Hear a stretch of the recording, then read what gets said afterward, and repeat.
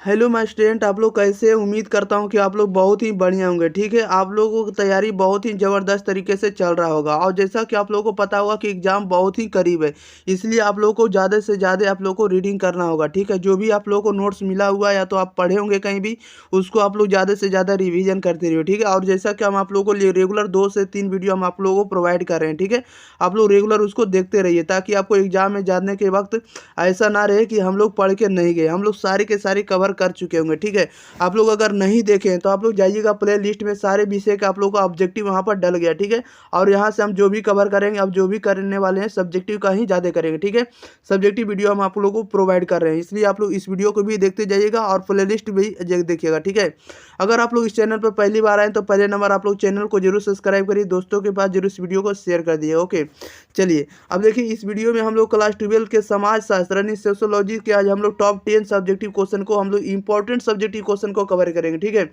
फालतू क्वेश्चन को हम लोग नहीं देखेंगे इस वीडियो में, जो भी देखेंगे इंपॉर्टेंट सब्जेक्टिव क्वेश्चन को देखेंगे, जो भी आपको एग्जाम ओरिएंटेड क्वेश्चन है। ठीक है, क्वेश्चन बैंक से लिया गया है। चलिए तो हम लोग स्टार्ट करते हैं, ज़्यादा देर ना करते हैं। देखिएगा क्वेश्चन नंबर 1 में क्या कर रहा है। 1 नंबर में देखिएगा, ये जितना के जितना क्वेश्चन हम आपको बता रहे हैं, चला सारे के सारे देखिए सब पूछा हुआ। ठीक है, सारे के सारे आप लोग देख कर जाइएगा और इस वीडियो में आप लोग देखिएगा, याद भी हो जाएगा। फर्स्ट क्वेश्चन में देखिए क्या कह रहा है कि भारतीय समाज एवं संस्कृति की 2 विशेषताओं का वर्णन करें।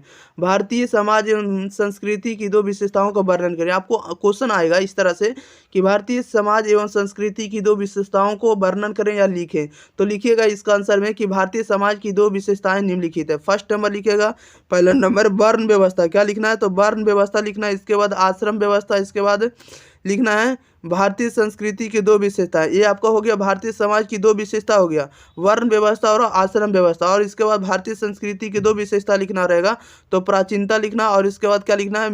विभिन्नता में एकता। विभिन्नता में क्या लिखना है? एकता लिखना। ठीक है, रिपीट करना चाहेंगे इस क्वेश्चन को, भारतीय समाज एवं संस्कृति की 2 विशेषताओं का वर्णन करें।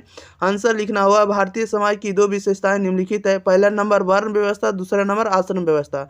भारतीय संस्कृति की 2 विशेषताओं आप लोगों को लिखना रहेगा, तो लिखिएगा प्राचीनता और दूसरा क्या लिखना है आप लोग? विभिन्नता में एकता। ओके, इस तरह से आपको आंसर लिखना होगा। चलिए नेक्स्ट क्वेश्चन की ओर बढ़ जाते हैं।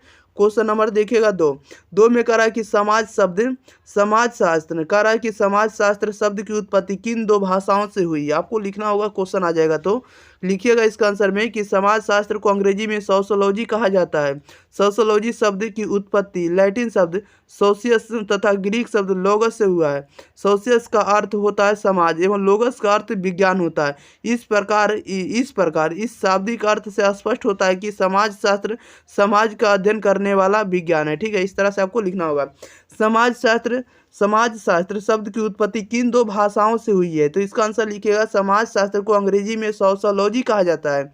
सोशियोलॉजी शब्द की उत्पत्ति लैटिन शब्द सोशियस तथा ग्रीक शब्द लोगस से हुआ है। सोशियस का अर्थ समाज होता है। सोशियस का क्या होता है? सोशस का मतलब डायरेक्ट याद रखिएगा सोसाइटी। सोसाइटी मतलब क्या होता है? समाज होता है। लोगस क्या होता है? लोगस का मतलब होता है स्टडी। क्या होता है? स्टडी। स्टडी मतलब होता है अध्ययन। ठीक है, तो लोगस का अर्थ होता है विज्ञान। इस प्रकार हम लोग कह सकते हैं कि इसका जो शाब्दिक अर्थ होता है, ये समाज शास्त्र समाज का अध्ययन करने वाला होता है। सोशियोलॉजी 2 शब्दों से बना हुआ है, social society plus study. Social क्या हो जाएगा? तो सोशल प्लस क्या हो जाएगा? आपको स्टडी हो जाएगा। ओके, यानी समाज के बारे में अध्ययन करने वाले विषय को हम लोग समाज शास्त्र कहेंगे। ओके, सोशियोलॉजी कहा जाता है। इस प्रकार से आपको लिखना होगा इसका आंसर। बढ़ते हैं क्वेश्चन नंबर 3 की ओर। देखिएगा थर्ड में क्या कर रहा है। थर्ड में कह रहा है कि औद्योगिकरण की विशेषताओं को लिखे। ठीक है, औद्योगिकरण की विशेषताओं को लिखे, तो इसका आंसर लिखेगा औद्योगिकरण की विशेषताएं निम्नलिखित है। औद्योगिकरण की विशेषताएं निम्नलिखित है। फर्स्ट नंबर में लिखेगा औद्योगिकरण से जीवन भर में सुधार आया। क्या है? जीवन स्तर में सुधार आया। ओके, जीवन स्तर में क्या है? सुधार आया है। किसके कारण? तो औद्योगिकरण के कारण। औद्योगिकरण के कारण में जीवन स्तर में क्या है? सुधार आया। सेकेंड पॉइंट में लिखेगा कि भूमंडलीकृत विश्व एक कटोरे में आ गया। क्या आ गया? एक कटोरे में आ गया, जिससे पैसे का प्रचार या प्रचार प्रसार जन जन तक पहुंच गया। ठीक है, इसका आंसर आप लोगों को लिखना होगा इस प्रकार से। कह रहा औद्योगिकरण की विशेषताओं को लिखे, तो औद्योगिकरण की विशेषताएं निम्नलिखित है। औद्योगिकरण से जीवन स्तर में सुधार आया। सेकेंड नंबर में लिखना होगा भूमंडलीकृत विश्व एक कटोरे में आ गया। ठीक है, जिससे पैसे का प्रसार जन जन तक पहुंच पाया, प्रचार प्रसार जन जन तक क्या होगा? पहुंच सका। ठीक है, पब्लिक तक पहुंच गया है। नेक्स्ट क्वेश्चन की ओर बढ़ते हैं। क्वेश्चन नंबर देखिएगा 4 नंबर में कह रहा है कि भारत में नगरीकरण की प्रमुख प्रवृत्ति की चर्चा करें। भारत में नगरीकरण की प्रमुख प्रवृत्ति की चर्चा करें। इसका प्रवृत्ति लिखना है, भारत में नगरीकरण किस प्रकार का है। तो आपको लोग लिखिएगा आंसर में कि नगरीकरण का तात्पर्य ग्रामीण क्षेत्रों को नगरीय क्षेत्रों के रूप में बदलना तथा नगरीय जीवन की विशेषताओं का दूसरे क्षेत्रों में विस्तार होना। ठीक है, नगरीकरण के फलस्वरूप हमारी परंपरागत परिवार व्यवस्था, जाति व्यवस्था, स्त्रियों की परिस्थिति, सामाजिक संरचना आदि में व्यापक परिवर्तन हुए। किसके कारण हुए? तो नगरीकरण होने के कारण। ओके, भारत में नगरीकरण की प्रमुख प्रवृत्ति की चर्चा करें तो आंसर लिखेगा नगरीकरण का तात्पर्य ग्रामीण क्षेत्रों को नगरीय क्षेत्रों के रूप में बदलना तथा नगरीय जीवन की विशेषताओं का दूसरे क्षेत्रों में विस्तार होना है। नगरीकरण के फलस्वरूप हमारी परंपरागत परिवार व्यवस्था, जाति व्यवस्था, स्त्रियों की परिस्थिति, सामाजिक संरचना आदि में व्यापक यानी बड़े ही पैमाने पर क्या हुए? परिवर्तन हुए। ओके, चेंजिंग आए हैं।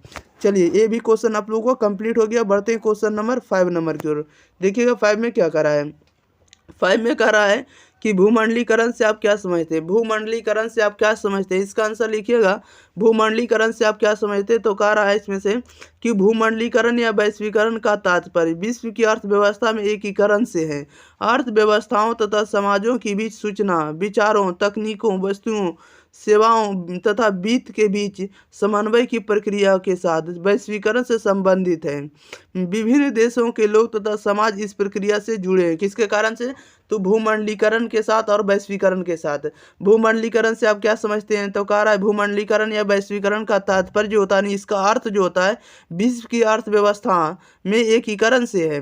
अर्थव्यवस्थाओं तथा समाजों के बीच सूचना, विचारों, तकनीकों, वस्तुओं तथा सेवाओं तथा वित्तों के बीच समन्वय की प्रक्रिया के साथ वैश्वीकरण से संबंधित होता है और विभिन्न देशों के लोग तथा समाज इस प्रक्रिया से जुड़े हैं। किसके कारण से? वैश्वीकरण के जुड़े हुए हैं और भूमंडलीकरण से जुड़े हुए। ठीक है, इस तरह से आपको आंसर लिखना होगा। नेक्स्ट क्वेश्चन की ओर बढ़ जाते हैं। क्वेश्चन नंबर देखिएगा 6 में क्या कह रहा है। 6 नंबर में कह रहा है कि उपनिवेशवाद से आप क्या समझते हैं। ठीक है, उपनिवेशवाद से आप क्या समझते हैं, तो इसका आंसर लिखिएगा कि साधारण शब्दों में उपनिवेशवाद एक ऐसी दशा है जिसमें एक क्षेत्र या राज्य का शासन किसी विदेशी सरकार द्वारा अपने स्वार्थों को पूरा करने के लिए किया जाता है।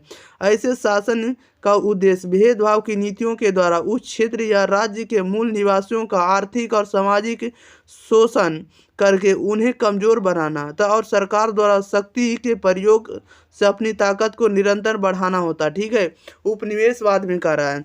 उपनिवेशवाद से आप क्या समझते हैं या उपनिवेशवाद किससे कहते हैं, इसका परिभाषा लिखिएगा कि साधारण शब्दों में उपनिवेशवाद एक ऐसी दशा या एक ऐसी परिस्थिति है या एक ऐसी व्यवस्था है जिसमें एक क्षेत्र या राज्य का शासन किसी विदेशी सरकार द्वारा अपने स्वार्थों को पूरा करने के लिए किया जाता है। ऐसे शासन का उद्देश्य भेदभाव की नीतियों के द्वारा उस क्षेत्र या राज्य के मूल निवासियों का आर्थिक और सामाजिक शोषण करके उन्हें कमजोर बनाना और सरकार द्वारा शक्ति के प्रयोग से अपनी ताकत को निरंतर बढ़ाना, यह काम होता है किसका? तो उपनिवेशवाद का काम होता है। ओके, चलिए नेक्स्ट क्वेश्चन की ओर बढ़ जाते हैं। ये भी क्वेश्चन आप लोगों को कंप्लीट हो गया। क्वेश्चन नंबर देखिएगा 7 में कह रहा है कि औद्योगिकरण के उद्देश्यों को स्पष्ट करें। औद्योगिकरण के उद्देश्यों को स्पष्ट करें, तो इसका आंसर लिखेगा औद्योगिकरण एक अत्यंत जटिल प्रक्रिया है। इसके लिए आवश्यक है कि विभिन्न कारकों का संतुलित विकास किया जाए। औद्योगिकरण के 5 उद्देश्य माने जाते हैं। क्या माने जाते हैं? 5 उद्देश्य माने जाते हैं। पहला नंबर माना जाता है आपको उत्पादन को बढ़ाना। पहला नंबर क्या है? तो अगर आप लोग उद्योग करना चाहते हैं, औद्योगिकरण का विकास करना चाहते हैं, तो पहले नंबर उत्पादन को बढ़ाना होगा। इसके बाद निर्धनता को दूर करना होगा। इसके बाद विदेशी विनिमय की व्यवस्था करना होगा।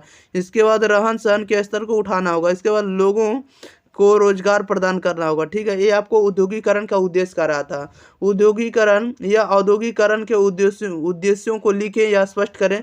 तो औद्योगिकरण एक जटिल प्रक्रिया है। ठीक है, अत्यंत जटिल प्रक्रिया। इसके लिए आवश्यक है कि विभिन्न कारकों का संतुलित विकास किया जाए, यानी बराबर रूप से विकास किया जाए। औद्योगिकरण के 5 उद्देश्य माने जाते हैं।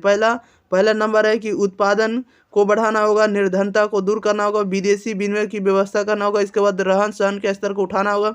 इसके बाद लोगों को रोजगार प्रदान करना होगा। ओके, ये सभी होने चाहिए। किसके कारण से? औद्योगिकरण का उद्देश्य अगर आप लोग कर रहे हैं तो उद्योग करना चाहते हैं तब। ओके, चलिए ये भी क्वेश्चन आप लोगों को कंप्लीट हो गया। नेक्स्ट क्वेश्चन की ओर बढ़ जाते हैं। Question number 8। क्वेश्चन नंबर 8 में देखिएगा क्या कह रहा है। कह रहा है निजीकरण से आप क्या समझते हैं। निजीकरण से आप क्या समझते हैं, तो निजीकरण का आपसे पूछ सकता है कि निजीकरण का परिभाषा दें, या निजीकरण से आप क्या समझते हैं, या निजीकरण किसे कहते हैं। तो इसका आंसर आप लोग लिखिएगा कि सामान्य रूप से निजी क्षेत्र या निजी व्यक्तियों के समूह जब उद्योग धंधे चलाते हैं, साथ ही इसे सरकार द्वारा उद्योग धंधे और वाणिज्य व्यापार चलाने के लिए स्वतंत्रता दी जाती है, तो यह प्रक्रिया जो है निजीकरण कहलाती है। क्या कहलाती है? निजीकरण।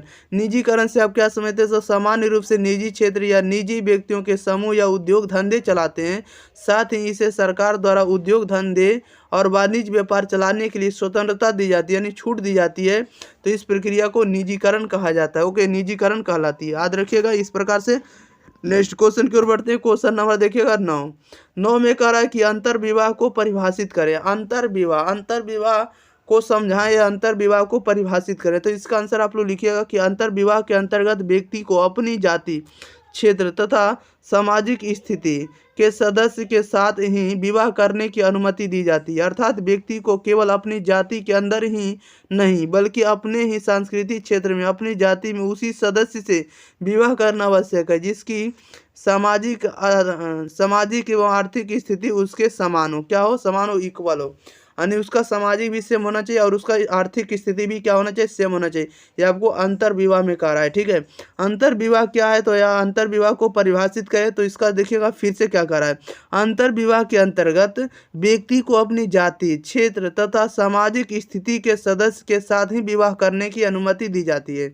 अर्थात व्यक्ति को केवल अपनी जाति के अंदर ही नहीं बल्कि अपने सांस्कृतिक क्षेत्र में अपनी जाति में उसी सदस्य से विवाह करना आवश्यक है जिसकी सामाजिक एवं आर्थिक स्थिति उसके क्या हो? समान हो। इस प्रकार से इसका आंसर लिखना हो। ओके, नेक्स्ट क्वेश्चन की ओर बढ़ जाते हैं। क्वेश्चन नंबर 10 देखिएगा, लास्ट क्वेश्चन है, ध्यान दीजिएगा। लास्ट नंबर में क्या कर रहा है, कह रहा है कि संस्कृति भूमंडलीकरण के प्रभाव को स्पष्ट करें।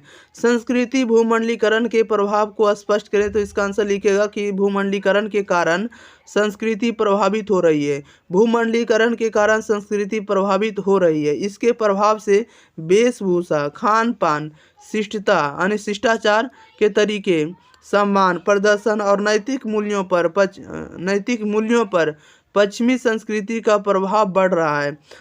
अब संगीत और कला का बाजारीकरण हो रहा है। परंपरागत संस्कृति के प्रशिक्षण का अधिक महत्व नहीं रहा तथा मनोरंजन के साधनों पर विदेशी संस्कृति का प्रभाव बढ़ रहा है। भूमंडलीकरण से नव मध्यम वर्ग व्यवहारों में अधिक परिवर्तन पैदा किया है। ठीक है, ये नव मध्यम वर्ग ने क्या किया? परिवर्तन किया, अधिक परिवर्तन पैदा किया है।